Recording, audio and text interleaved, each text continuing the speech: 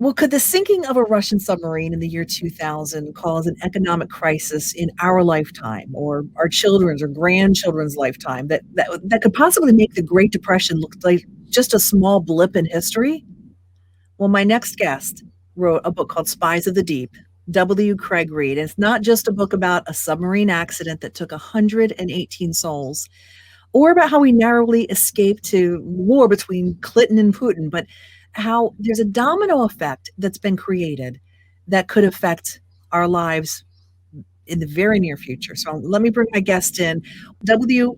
Craig Reed, thank you so much for being here today. I'm glad that you're here. Great to be here. Thank you. First of all, let's just start out with what makes you uniquely qualified to write Spies of the Deep. Well, being a veteran, I served on board submarines. We called them spy submarines back in the day. And the submarine that I was on during the Cold War, we were actually on a spy mission deep inside Vladivostok Harbor, about a mile off the coast. And we accidentally ran into a Russian submarine, crushed the entire top part of our sail. We had flooding, we had injuries, but we were inside their territorial waters. So they chased us for 3 days. They shot torpedoes at us. They depth charged us. As far as we were concerned, it was a hot war. So I knew firsthand what it was like. And in August of 2000, I heard about the Kursk. And I recalled all these memories that I had coming so close to demise myself. But I also heard a lot of things that I knew could not be true based on what I know about submarine operations, based on the fact that I knew we had 2 of our own submarines very nearby. So I knew we were being lied to. It took me 20 years to finally uncover the truth. I was motivated to do so. William, briefly tell us what about the accident, the Kursk, is so important and how it unfolded. This particular accident was a result of us trying to get espionage information. They had a new rocket torpedo. We didn't know anything about it. And we had sent a spy over there, a former naval officer, who failed to get it. He was thrown in jail 8 days after Putin came to power. So we sent 2 spy submarines to get close and get that information.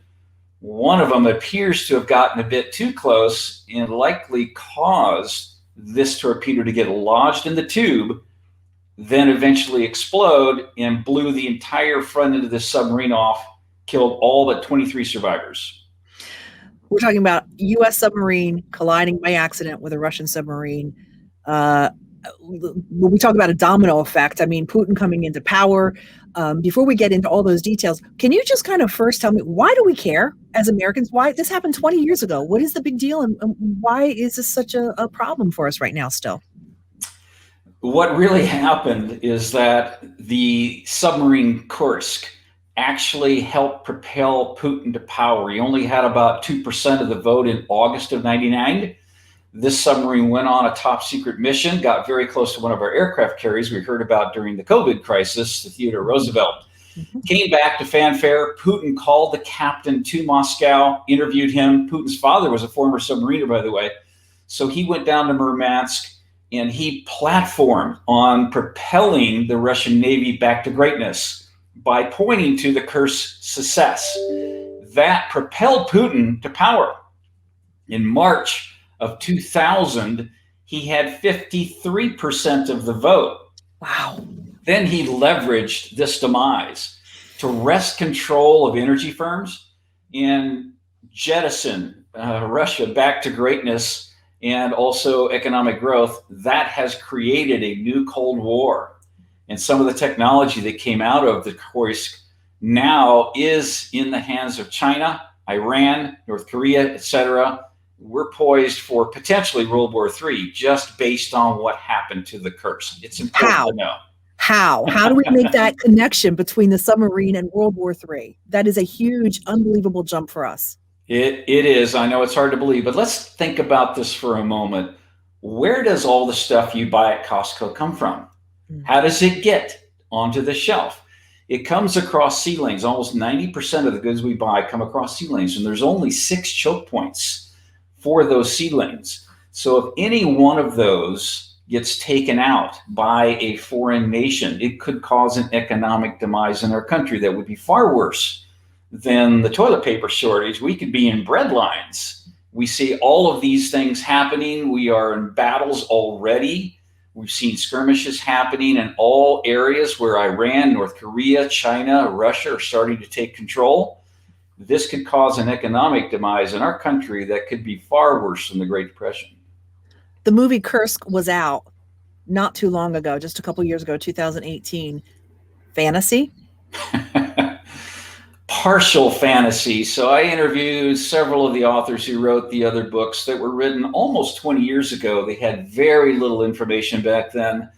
And certainly a lot of the things that we know today were buried. They were covered up. In fact, there was almost a war between the two nations, and Bill Clinton and President Putin met in New York a month after the Kursk went down and negotiated a deal to not escalate this thing. All of these things were missed by all the books and therefore the movie. And the movie ends where the story begins. My book actually takes us much further into the domino effect, and that's what's missing in the movie. The narrative was changed on purpose for security, right? That's correct. So what happened was they found evidence, the Russians, that one of our submarines may have either gotten very close or actually collided with the Kursk, and they were hammering for almost an all-out war. And Putin he actually fired a lot of these admirals and other military liaisons and so forth, but he had to negotiate with Clinton so that this thing would not escalate beyond where it was. And they cut a deal, at least that's what the evidence shows, to keep this thing under wraps. And that's why we've never heard anything about it for the past 20 years. William, why was it important for you to write about this? We could have just kept everything tucked away, nice and neat. Keep the truth hidden. We could have. There were 118 souls lost. And yes, I have to say, during the Cold War, we had torpedo tubes pointed at each other. We were quote unquote enemies. But I traveled to St. Petersburg when I wrote my book, Red November, and I met with former submariners, and we drank vodka together and partied together. You know, there's an affinity between submariners, and I felt that. It really hit me hard. And other submariners I know, when the Kursk went down, it could have happened it almost did to my submarine. But I also wanted to help those families of the 118 souls who perished to have closure. William, we're running out of time. Let's talk about Status 6. Status 6 is my next novel coming out that is actually based on the research that I did for the Spies of the Deep book. And what if a Russian submarine was controlled by AI that got infected and had 6 100 megaton nuclear torpedoes pointed at us? So in a SEAL Team 2 NCIS operator has to team up with an alluring Russian scientist to figure this out. That's the next book. They have a lot of information, don't they?